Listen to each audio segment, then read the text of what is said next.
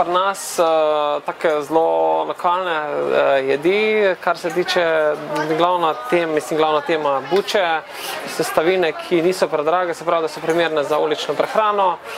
Eno je sendvič, v bistvu sendvič goveje jezik v solati, se pravi, je sestavljen iz prekrijenega govejega jezika, čebulne marmelade, peno iz bučne majoneze, rdeča redkvica.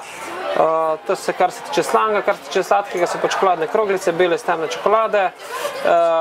Obema ima veze z bučnicam.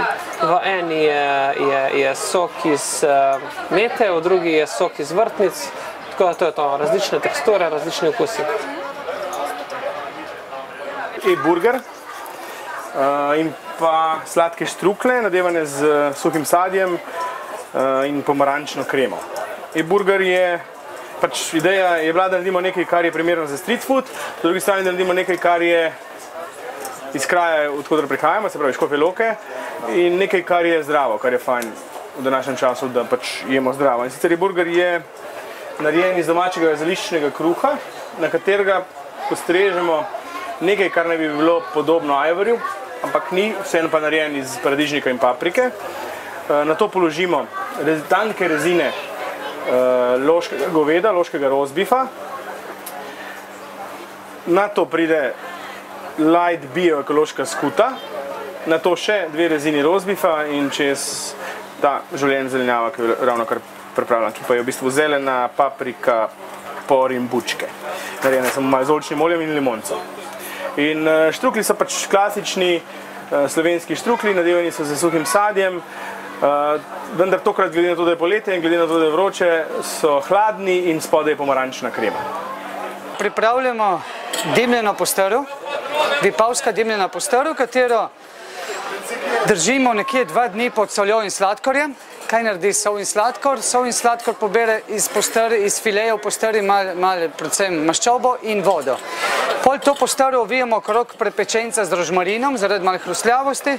Vse skupaj serviramo na krompirjev pire z limono, to je zaradi svežine in zaradi toplote. Pol pa na vrh damo malo vipavske zelenjave. Malo vipavske zelenjave.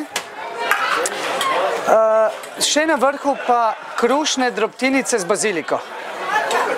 Pol na to položimo to postrv, katero smo pripravili, pol pa zdimimo pred gosti. Zakaj dimimo pred gosti? Zakaj ne bi že prej dimili? Zato, ker postrv je odprta. Zakaj odprta? Zato, ker smo pobrali maščobo in vodo iz postrvi in v bistvu takoj vpije ta dim.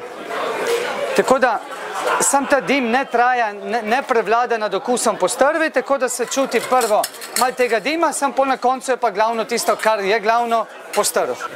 Sledico bomo servirali malo kasneje, zato smo pripravili malo kreme iz kave. Na vrhu pa smo vzeli kot tisti, v bistvu Raffaello iz trgovine, sem da smo ga mi naredili, je pa narejen komplet z okusom potice. Namesto da smo naredili potico, smo naredili Raffaello.